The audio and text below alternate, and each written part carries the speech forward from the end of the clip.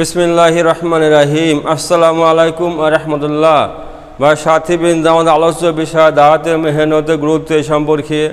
তো ভাই সাথী কথাই আল্লাহ সুবহানাহু ওয়া তাআলা মহান, যে আল্লাহ সুবহানাহু ওয়া তাআলা নিজ কুদরতের দ্বারাতে দুনিয়ার সমস্ত নিজামকে বানিয়েছেন।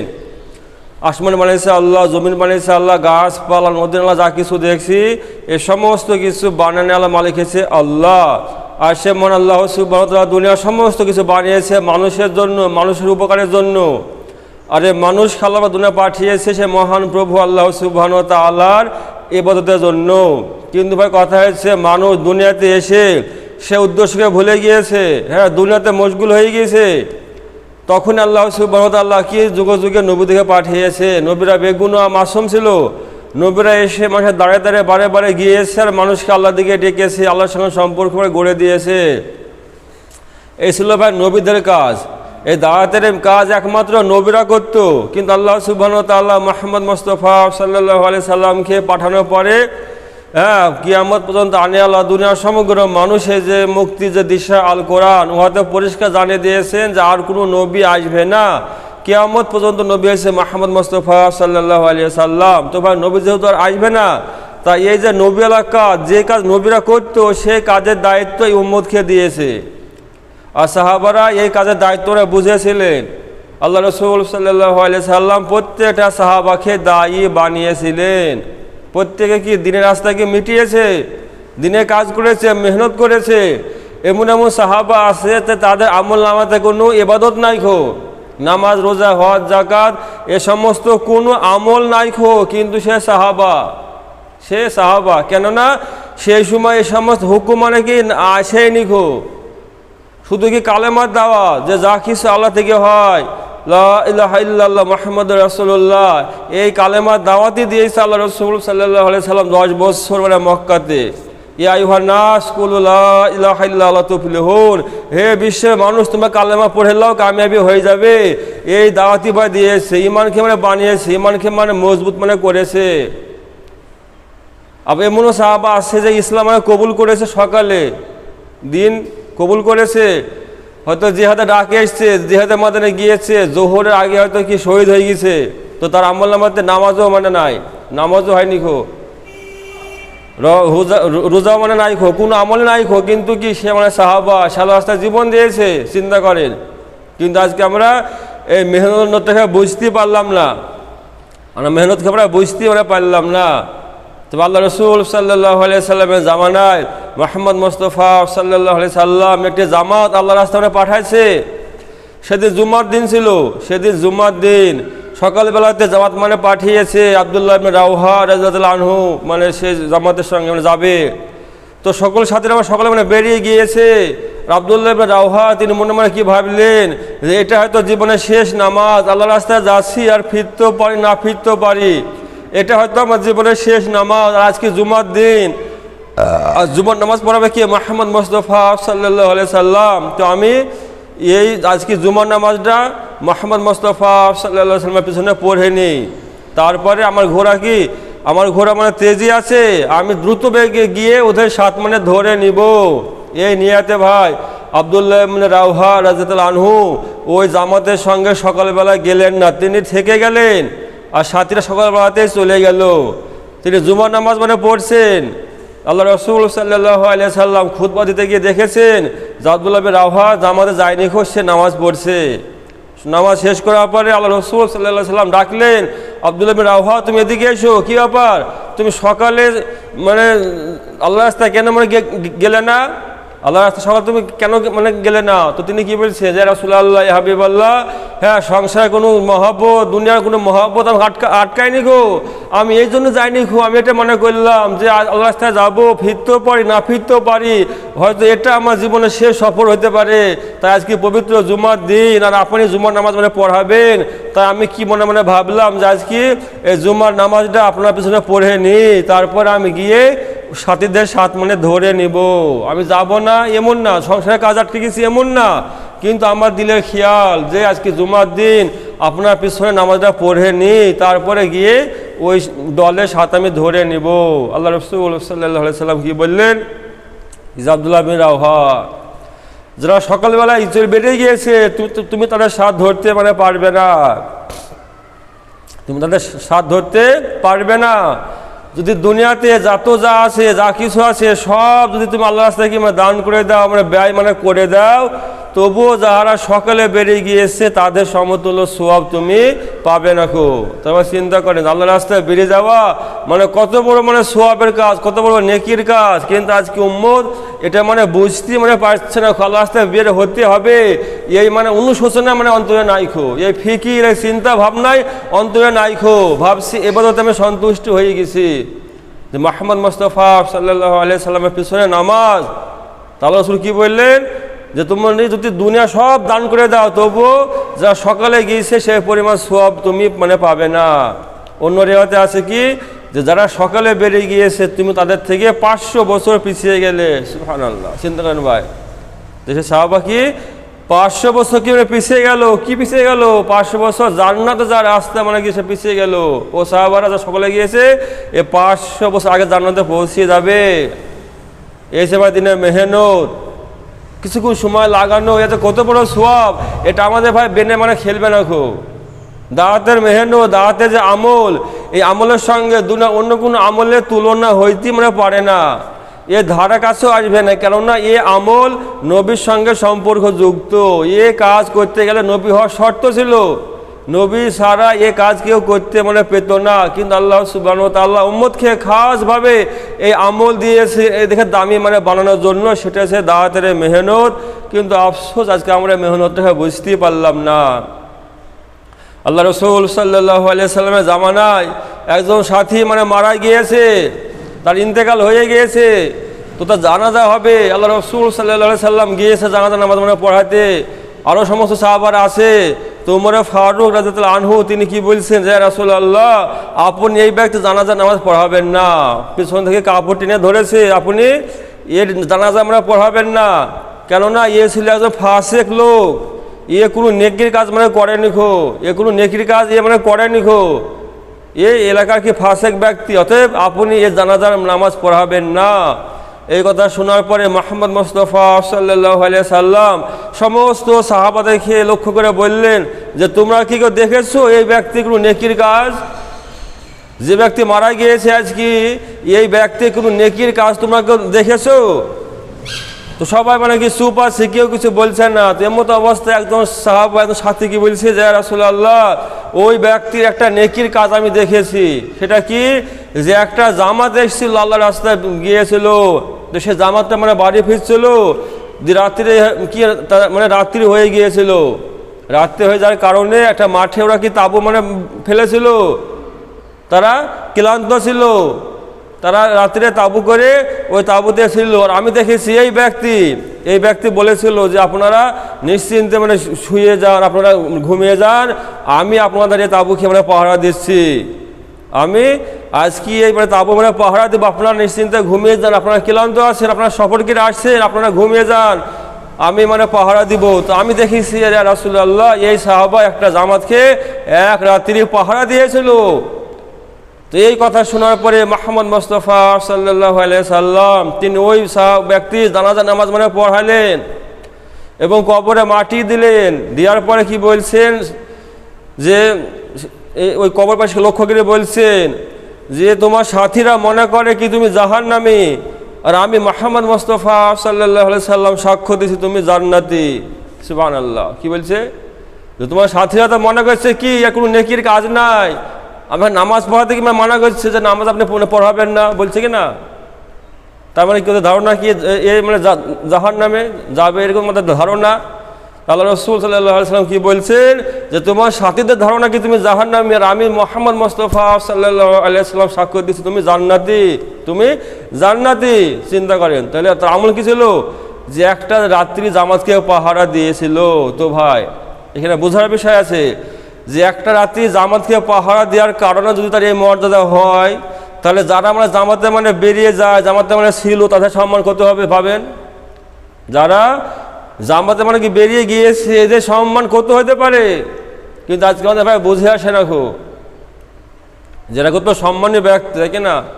যে জামানায় মানুষ চালানাকে ভেঙে মানে চলছে, 1 পয়সা 2 পয়সা হিসাব করে চলছে, 10 মিনিট সময় দেওয়ার মধ্যে টাইম নাই খো। আর সেই জামানাতে নিজের কাজকর্ম সবকে মানে ছেড়ে ব্যবসা বাণিজ্য সবকে বন্ধ করে বিবির মহব্বত, সংসারের মহব্বত, ছেলেমেয়ের মহব্বত ত্যাগ করে বিনা স্বার্থে নিজের খেয়ে নিজের মানে কাজ কামাই করি আল্লাহ রাস্তা চলে যাচ্ছে 4 মাস। চিন্তা করেন, 4 মাস 40 দিন 6 মাস বেড়ে যাচ্ছে।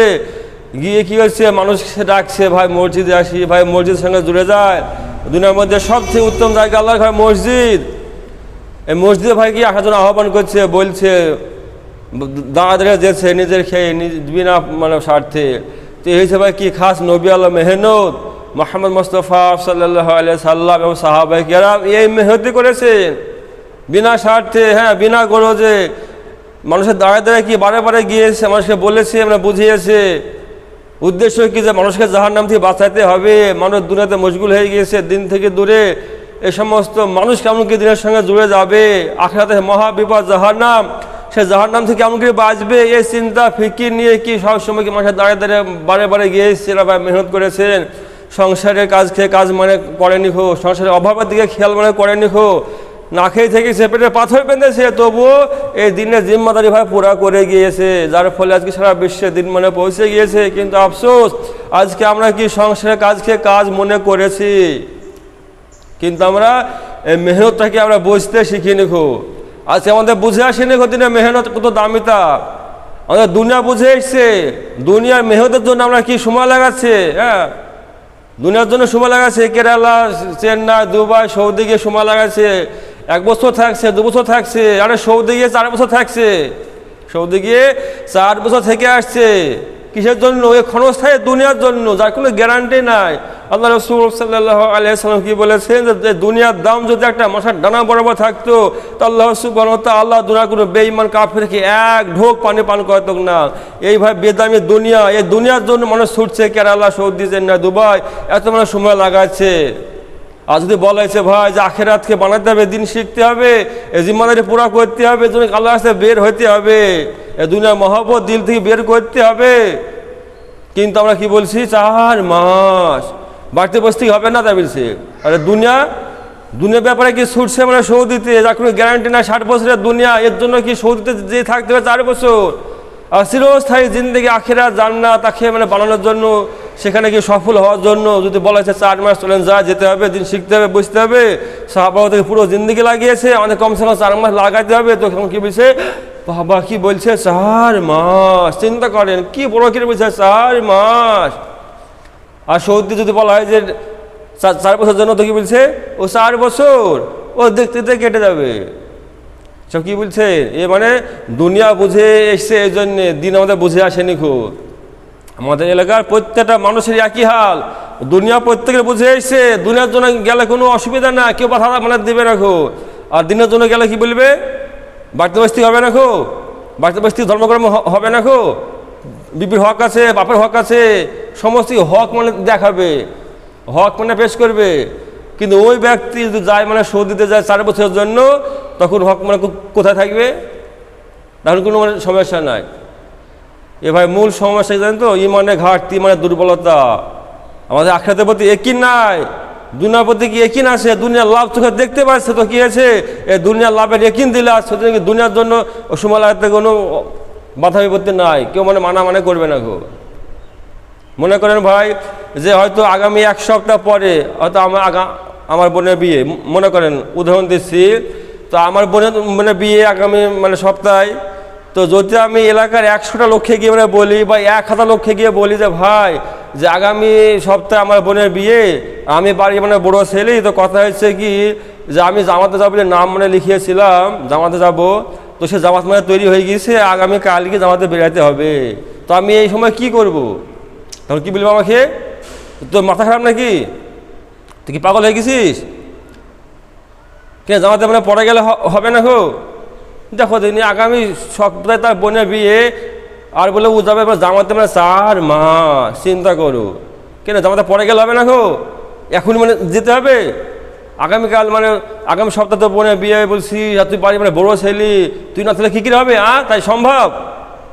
তবলি করে মাথাটা একবার খেয়ে ফেলিছে, তখন জামাতে গেলে হবে নাকি ভাই? এই কথা সবাই বলবে, আপনি কথা মেনে নেবেন, আজই মানে বেরান, কালি বেরান, মহল্লায় গিয়ে বলেন যেটা আমি বললাম যে আগামী সপ্তাহে আমার বোনের বিয়ে, আমি জামাতে যাচ্ছি 4 মাস, তো আমি কি করবো এই মতো অবস্থায়? প্রত্যেকে এই কথাই বলবে, সবাই মানে কি যেতে মানে বাধা দেবে, যেটা কেউ মানে বলবে না, খো আব্বা মাও বলবে না, তাই কি হয় তোর বোনের বিয়ে এই কথাই বলবে সবাই ভাই, মানে বাধা দিবে, কেননা দিন বুঝে আসেনি খো। আর ওই ব্যক্তি আমি যাই যদি বলি যে ভাই কথা হচ্ছে যে আগামী সপ্তাহে আমার বোনের বিয়ে, কিন্তু কথা হচ্ছে আমি 1 মাস আগে মানে সৌদি যাওয়ার জন্য কি ফর্ম সব মানে ফিল আপ মানে করেছিলাম, কাগজপত্র সব মানে জমা মানে করেছিলাম, ভিসা মানে লাগিয়েছি, কিন্তু হঠাৎ আমার ভিসা চলে এসছে, আগামী কাল গিয়ে আমার মানে ফ্লাইট আছে, আমাকে যেতে হবে, আমাকে আগামী কালই মানে যেতে হবে, আমার মানে ওখানে মাসিক মানে 80,000 টাকা স্যালারি দেবে, মাসে 80,000 টাকা মানে স্যালারি দেবে, তো আমি কি করবো এখন? আগামী সপ্তাহে আমার মানে বোনের বিয়ে, আর 7 দিন আছে আমার বোনের বিয়ে হবে, আর এই মতো অবস্থায় কালকে আমাকে যেতে হবে মানে ফ্লাইটে, আমার সৌদি ভিসা হয়ে গেছে, আমি কি করব? যদি এই কথা আমি 1,000 লোককে আমরা শোধান, 1,000 লোকে কি বলবে? পাগল নাকি রে, কি বলবে? পাগল নাকি? এই সুযোগ কেউ ছাড়ে? কি বলবে? এই সুযোগ কি কেউ ছাড়ে? যা তুই চলে যা, কেন তুই না থাকলে বোনের বিয়ে হবে না গো? কি বলবে? তুই না থাকলে কি বোনের বিয়ে হবে না গো? যা তুমি চলে যা। ভাই যাকে শোধাবেন সেই এই কথাই বলবে কি, যে তুই চলে যা। যে বোনে বিয়ে আমাদের, সে বোনকে বলি, বোন কী করবো রে, আগামী সপ্তাহে তোর তো বিয়ে, আর আমি আজকে কাল চলে যাবো বলছি, তো বোন কী বলবে? ঠিক আছে ভাই তুমি যাও, কোনো অসুবিধা হবে না, বোন এই কথাই বলবে। যার সঙ্গে বিয়ে হয়েছে, যে হবু জামা, যদি ওখানে ফোন করি যে ভাই আগামী কাল তো আমার ভাই সৌদিতে যাওয়ার ডেট হয়ে গেছে, মানে টিকিট হয়ে গেছে, আমাকে যেতে হবে, হঠাৎ মানে টিকিট মানে হয়ে গেছে, জমা দিয়েছিলাম 1 মাস আগে, তো আমি এখন কী করবো এই অবস্থায়? এখন সত্যি আপনাদের বিয়ে, তো কী বলবে? ঠিক আছে ভাই কোনো অসুবিধা হবে না, আপনি চলে যান, আপনি চলে যান, কোনো অসুবিধা হবে না, আমরাও বেশি লোক মানে যাবো না, হয়তো 8-10টা লোক যাবো, বিয়ে পড়ে নেবে চলে আসবো, ও আপনি না থাকলে কোনো অসুবিধা নাই খো, বাড়ি তার সবাই তো আছে, ও কোনো ব্যাপার না, আপনি আমার চলে যান। আল্লাহ কি কসম, সকলে এই কথাই বলবে, কেউ বলবে না যে না তুমি থাকো, তাই হয় তোর বোনের বিয়ে তুই থাকবি না, তাই হয় বিয়ে হোক তারপরে যাস, আপনি ডেট মানে আবার হবে, বিয়ে হোক তারপরে যাবি, এই কথা কেউ বলবে না। বলবে কি? আপনারা বলেন, বুকে হাত দিয়ে চিন্তা করে মানে বলেন দেখি, কি বলবে? সবাই বলবে কি যে চলে যাও চলে যাও চলে যাও। কেন? এখনো বোনের বিয়ে, এখনো মানে বোনের বিয়ে, তো এখন সকলে মানে মানা করলো যে না যাও হবে না, তুই থাকলে না থাকলে বিয়ে হবে, আর এখন কি বলছে যে না তুই চলে যা চলে যা, কোনো অসুবিধা হবে না, কোনো ব্যাপার না, এই কথা বলছে। কেন ভাই? আমাদের দুনিয়া বুঝে এসছে, ওই জন্য দুনিয়ার জন্য গেলে কোনো অসুবিধা নাই, বাধা নাই, আর দিন বুঝে আসেনি তো কি আছে, দিনের জন্য গেলে বাধা আছে, বিপত্তি আছে, দিনের জন্য গেলে বুঝে মানে বিপত্তি আছে। কিন্তু ভাই আমরা কত মানে অবুঝ কিনা, আল্লাহ রাস্তায় গেলে লাভ কি আছে? আমরা দুনিয়ার লাভটা বুঝতে শিখেছি যে 80,000 টাকা পাবে মাসে, আর দিনের লাভ আমরা বুঝিনি খোঁজ। এক আল্লাহ রাস্তায় এক সকাল অথবা এক বিকাল বাহির হওয়া, দুনিয়া এবং দুনিয়ার মধ্যে যাহা কিছু আছে তা হয়তো উত্তম বলা হয়েছে, সুবহানাল্লাহ। এটা হচ্ছে ভাই বুখারী শরীফের হাদিস। কোরআনের পরে যে স্থান মানে ইসলামিক কিতাবে, সেটা হচ্ছে ভাই কি বুখারী শরীফ, পবিত্র কোরআনের পরে হচ্ছে বুখারী শরীফের স্থান। সে বুখারী শরীফের হাদিস কি বলছে? যে আল্লাহর রাস্তায় এক সকাল অথবা এক বিকাল বাহির হওয়া, দুনিয়া এবং দুনিয়ার মধ্যে যাহা কিছু আছে তা হয়তো উত্তম। এই ভাই আল্লাহ রাস্তায় যা লাভ, কিন্তু আমাদের এই লাভের প্রতি একিন নাই খো, যার জন্য কি আমরা রুখে যাচ্ছি, থেমে যাচ্ছি, যে না যাওয়া হবে না, এই সমস্যা আছে, এই অসুবিধা আছে।